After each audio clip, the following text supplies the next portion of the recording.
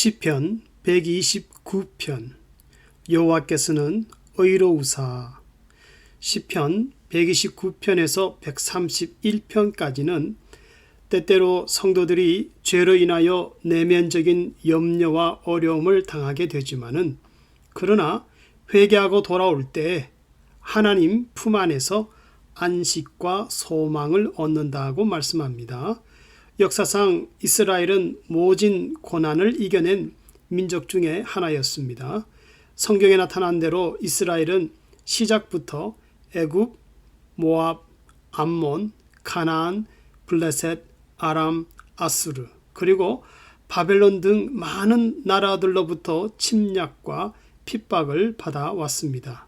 그래서 이러한 역사를 되돌아볼 때 특히 바벨론 포로 생활을 마친 시편의 성도는 1절과 2절에서 이스라엘이 어릴 때부터 여러 번 괴로움을 당하였다고 말씀합니다.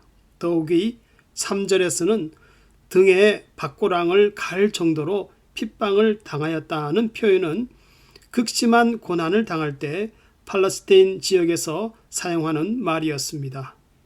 이와 비슷하게 아모스 1장 3절에서는 철 타작기로 타작을 하듯이 악인들이 하나님의 백성을 압제하며 인간성을 말살하였다고 증거합니다. 그러나 하나님의 섭리는 분명한 원칙과 같아서 이기지 못하게 하였도다. 하나님의 백성을 대적하는 악인과 나라들은 모두가 그 죄로 인하여 망하게 하셨습니다. 그런데 악을 행하다 여러 번 실패를 당하면서도 또다시 악을 반복하는 것은 악인들의 특징입니다. 마치 부메랑과 같이 악을 행한 것이 결국 자신에게로 돌아오는 것을 보면서도 악을 그치지 않는 것은 마귀의 꼬임에 빠진 악인들의 어리석음입니다. 하나님이 악인들로부터 자기 백성을 구원하실 때에 먼저 악인의 줄을 끊으셨다고 4절에서 말씀합니다. 압제를 하기 위해서 묶어 놓았던 줄, 실제적으로는 밭을 갈기 위해 소들에 얻기 위해 메어 놓았던 무거운 멍에를 말합니다. 그러나 하나님이 공의로운 팔로 구원을 베풀기 시작하면은 어떠한 줄과 멍에도 다 끊고 부숴 떨이십니다. 비록 죄악에 묶였던 멍에라 할지라도 실수로 인하여 부끄러운 인생을 살아갈지라도 자신의 힘으로는 도저히 해결할 수 없는 어떤 삶이 있어도 하나님은 간절히 주의 이름을 부르는 성도들에게 풍성한 구원을 베풀어 주십니다. 유명한 예화 중에 하나는 모두가 잘 알고 있는 존 뉴턴에 대한 이야기입니다. 그는 노예를 실어 나르는 배에서 온갖 죄를 저지른 완악한 사람이었습니다. 그야말로 죄악에 이끌려 밑바닥 인생을 살고 있었습니다. 죽을 고비도 많이 넘겼지만은 그러나 하나님의 은혜가 그를 붙들고 있었습니다. 배에서 토마스 아켄퍼스의 그리스도를 본받아라는 책을 읽으면서 경건과 신앙에 대한 의미를 알게 되었습니다. 점점 새 사람으로 변화되면서 훗날 목사가 되어 자신의 삶을 되돌아볼 때 그것은 참으로 자신이 지은 찬송대로 Amazing Grace, 놀라운 하나님의 은혜였습니다. 누구든지 자신의 죄와 허물은 내려놓을 때에 하나님의 은혜로 씻겨지고 용서되어집니다. 그러나 회개치 않는 악인에 대해서는 5절에서 7절에서 말씀하듯이 그들의 결과는 수치를 당하며 지붕 위에 자라는 풀과 같이 잠시 후에는 말라버리므로 악인들의 성공은 일시적이며 장래에 아무런 소망이나 소득이 없다고 말씀합니다. 그리고 마지막 절에서 추수 때에는 서로가 여호와의 이름으로 샬롬이라고 누구에게든지 축복을 말하지만은 그러나 하나님과 성도를 대적하는 악인들은 어느 때나 그런 축복이 합당치 못하다고 말씀합니다. 즉 하나님은 주를 의지하는 성도를 철저하게 은혜 안에 두고 보존하시지만은 그러나 악인들은 항상 하나님의 은혜 밖에 있다는 것입니다.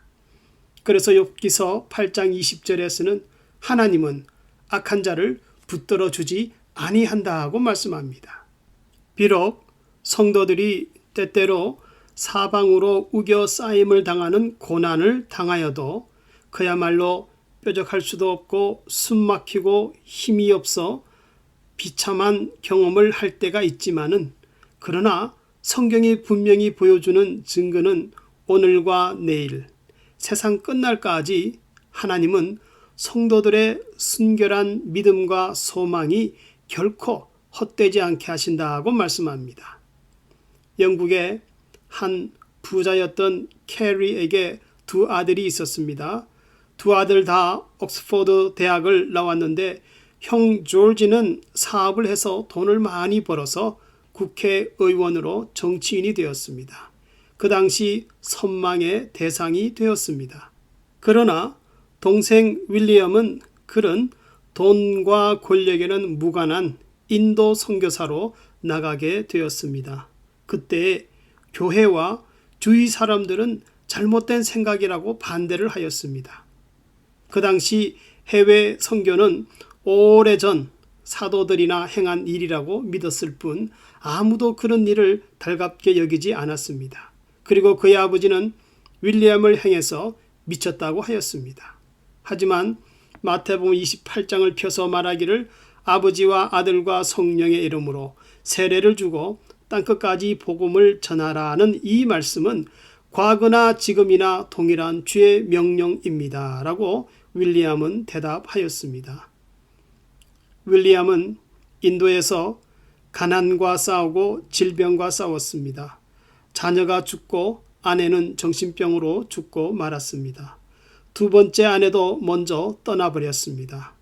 주어진 형편없는 환경은 고통스러웠고 선교에 대한 열정을 시들게 만들었습니다. 그러나 하나님은 윌리엄 선교사에게 새 힘을 주셔서 가난한 자들과 함께 어울리며 평생 성경을 번역하고 복음을 전하다가 삶을 마치게 하였습니다.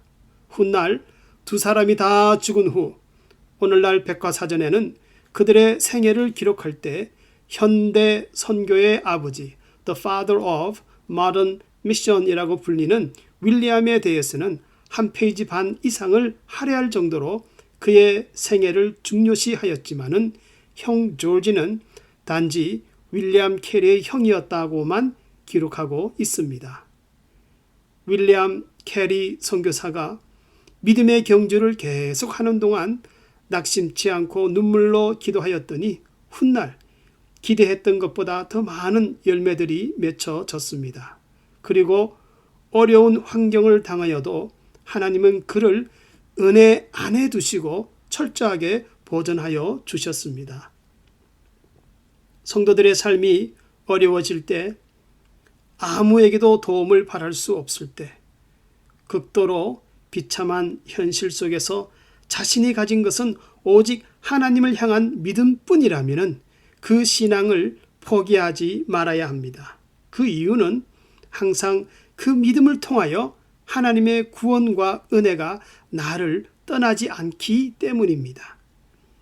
성도님들은 주를 의지하는 가운데 하나님의 의로운 손길을 낙심치 않고 믿고 있습니까? 여호와는 의로우사. 기도하는 성도들에게는 변치 않는 주의 사랑과 은혜가 풍성히 경험되어집니다. 그래서 삶 속에서는 늘 간증과 찬송과 감사가 마르지 않는 것입니다. 이러한 주의 은혜가 메마르지 않기를 주의 이름으로 축원합니다.